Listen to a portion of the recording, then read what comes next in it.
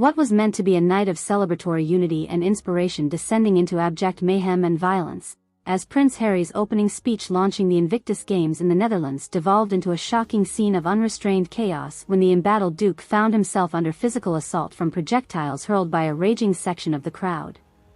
Just moments after taking the microphone to deliver ceremonial remarks kicking off the inspiring athletic competition for wounded veterans, the 38-year-old royal was set upon by a hailstorm of debris raining down from irate spectators. Video footage of the appalling incident captured Harry flinching as various objects whizzed past his head, including what appeared to be full beverage cups, plastic bottles, and even a half-eaten hot dog that struck his shoulder and splattered mustard across his immaculate dress uniform. However, instead of abruptly retreating from the dais or being swiftly escorted to safety by private security, the Duke of Sussex stood his ground and attempted to bulldoze through the cringe-worthy scene, all while berating the throngs pelting him with verbals just as vicious as the actual projectiles. "Have you animals absolutely lost your minds, you abusive lot?" Harry can be heard shouting over the roaring jeers of what initially sounded like coordinated boos cascading from an entire section. "I'm trying to open a ceremony celebrating the perseverance of brave souls who overcame far graver atrocities than your pathetic display of disrespect." For several torturous minutes that likely felt like an eternity to the besieged Duke, the shocking display of belligerence continued unabated. Even as arena security desperately attempted to quell the fusillade of boorish attacks from an entire quadrant's worth of unruly spectators, their best efforts appeared fruitless against the raucous torrent of profane chants and trash continuing to pelt the prince as he kept up his defiant remarks. At several junctures captured by cameras positioned around the venue, Harry can be seen losing his signature poise and composure while reflexively dodging or swatting away various refuse items zipping past, including one close call where a full beverage appeared to narrowly whiz by his face. At another tense moment, the visibly seething royal had to abruptly cease his speech to berate a patron he'd spotted shouting expletives while gesturing rudely in the very direction of his wife, Meghan, as she observed the chaos with a pained expression from her VIP vantage point. "You inconsiderate lout, how dare you make such foul gestures towards a duchess while dishonoring the integrity of this entire reverent ceremony?" Harry bellows towards the apparent heckler, extending his arm in their direction while clutching the podium white-knuckle tight. "Show some bloody decorum for the men and women who put their very lives on the line in defending your freedom to attend this event, before I take it upon myself to escort you ungrateful scum off the premises in full view of the world." With the bedlam intensifying by the minute, event security finally managed to tamp down on some of the projectile chaos by enacting an emergency lockdown of the arena tunnel entrances, though riotous chants and jeers could still be heard reverberating from outside the closed corridors. However, at that point, video evidence shows a visibly fuming Prince Harry promptly taking the microphone and raging against the sections of the crowd responsible with indiscriminate ire. "Listen here, you churlish riffraff hiding behind your anonymity. That's precisely the very cowardice and disrespect these incredible soldiers and veterans standing proudly around you tonight have made the noble sacrifice to purge from this world," the Duke shouted with stern finger outstretched, his voice straining against the din. "And you pathetic lot mean to honor their service for king and country by showering debris in their very faces as vulgar peasants? No shining lights of honor nor integrity to be found in your vile ranks, I'm afraid, only the grim disgrace of a petulant mob openly spitting on the selfless servicemen of our alliance forces through your abusive antics."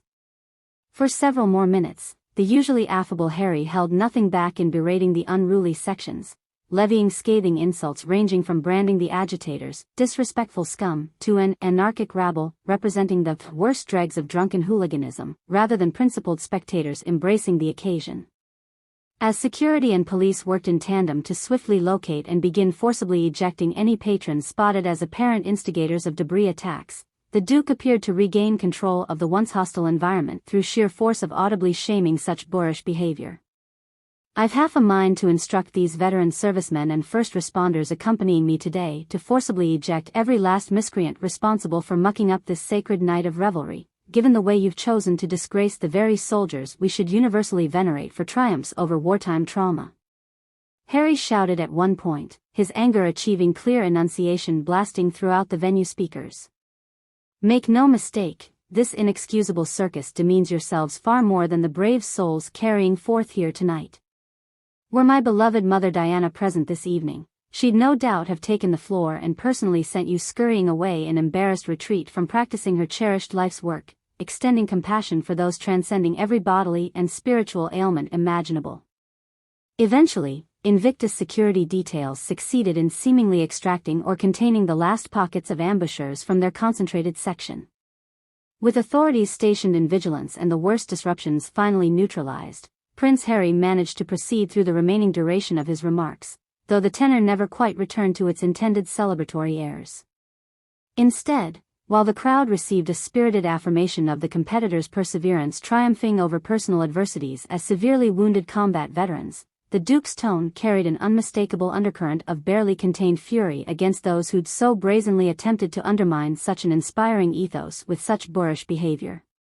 These men and women before us tonight have literally been to hell and back enduring the absolute worst ravages of human conflict, emerging from darkness imprisoning their very souls only to still arise as beacons of perseverance embodying our species' inexhaustible will to overcome the seemingly impossible, Harry proclaimed towards the end of his address to rousing applause. They stand trial over trauma unimaginable to most as victors rather than victims, warriors rather than weaklings succumbing to injury and scars, both visible and tormenting far beneath surface appearances. Not all journeys bear witness to such redemptive fortitude, sadly, as evidenced by the weak-willed antics of those pathetic lost souls who tried disrupting proceedings through cowardly assaults on decency itself. In the aftermath, details rapidly emerged identifying the ringleaders of the abusive firestorm as members of various right-wing and anti-immigrant activist groups hell-bent on disrupting the charitable spectacle in protest of the controversial Duke's participation. Social media groups quickly circulated videos gloating in the coordinated, milkshaking attack apparently aimed at humiliating the polarizing royal by dousing him in food and drinks as performance activism. And though his actual physical safety never appeared in serious danger, close confidants of Prince Harry indicate the emotional trauma of being bum-rushed by aggressive hordes aiming to malign his deeply personal cause struck far deeper than any trivial food fight. British press accounts allege the visibly shaken 38-year-old spent significant portions of the evening holed up backstage seething over the unexpected ugliness, even snapping at aides and briefly refusing to exit until his family received heightened security details ensuring no retreatants could unfold before him addressing athletes. To say the Duke remains gutted and seething over having his inspired vision overshadowed by such craven intimidation tactics from extremist cretins would still rank among the greatest understatements of our day, commented one well-placed royal insider to the Daily Mail. The idea that his joyous night celebrating such powerful perseverance from wounded warriors could find itself under siege from anarchists weaponizing harassment as protest truly struck a nerve, one which could carry severe fallout if not properly handled with prudence and security precautions beyond what's already taken place here. Others intimately familiar with the temperament of Harry's psyche offer similarly dire assessments of the prince's simmering outrage, warning such a raw nerve of personal attack aimed at an ethos so close to his heart could prove calamitous for Invictus moving forward if not